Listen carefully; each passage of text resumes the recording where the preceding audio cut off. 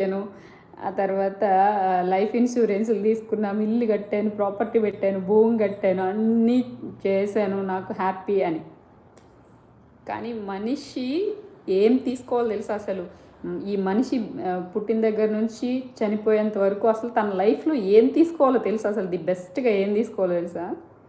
ఏమనుకుంటున్నారు? మీకేమైనా ఐడియా ఉంటే కామెంట్ చేయండి. ఏం తీసుకోవాలి లైఫ్ నుంచి ప్రతి మనిషి అని అనుకుంటున్నారు?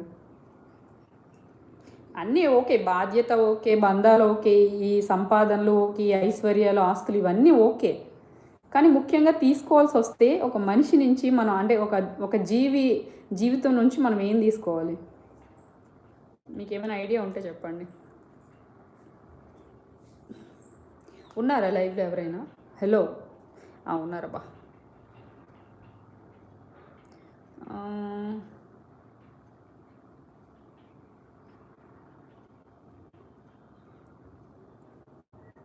మీరు చూపించే ప్రేమ చూపించండి.